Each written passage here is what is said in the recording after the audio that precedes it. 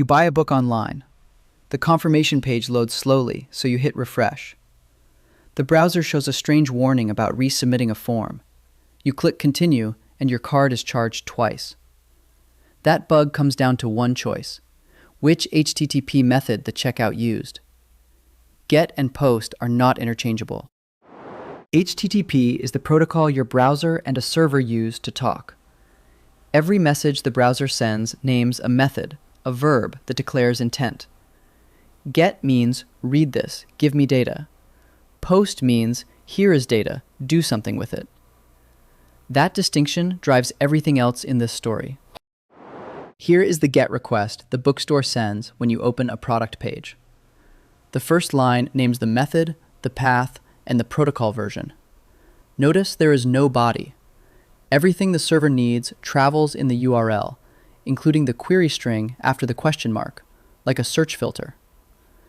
That makes a GET fully described by its address, which is why you can bookmark it or share it with anyone. Now the checkout. A post carries a body, a payload below a blank line, and a content type header telling the server how to parse it. The URL just names where to send the data. The order details, the card token, the quantity, all live in the body, which can hold megabytes and never shows up in the address bar or the browser history. The real difference is the promise each method makes. The HTTP spec defines GET as safe, meaning it only reads and changes nothing on the server. Ask for the product page 100 times, and the store looks exactly the same afterwards. Post makes no such promise. Every post is allowed to change state, so sending the same order twice legitimately creates two orders. The method is a contract, and browsers, proxies, and caches all build their behavior on top of it. Now the opening bug makes sense. Refresh means repeat the last request. Repeating a GET is harmless, and the browser does it silently. Repeating a post could place another order, so the browser stops and asks first. Click continue on that resubmission warning, and the server receives a second post it cannot tell apart from the first. Two orders, two charges. The same contract explains the differences you may have memorized as trivia. Because a GET is safe and lives entirely in its URL, responses can be cached, pages can be bookmarked, and crawlers can follow links freely. But URLs are also written to server logs and proxy logs, so passwords and tokens never belong in a query string.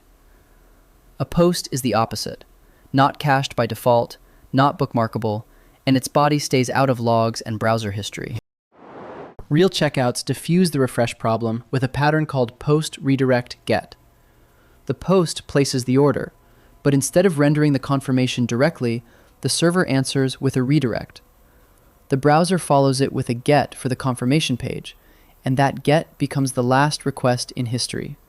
Refresh now repeats a harmless read instead of a dangerous write, and the resubmission warning never appears. So the mental model is simple. Get reads, post writes. A get is a question you can ask any number of times. A post is an action you should send exactly once. Choose the method for the promise it makes, because every browser, cache, and proxy on the web trusts that promise.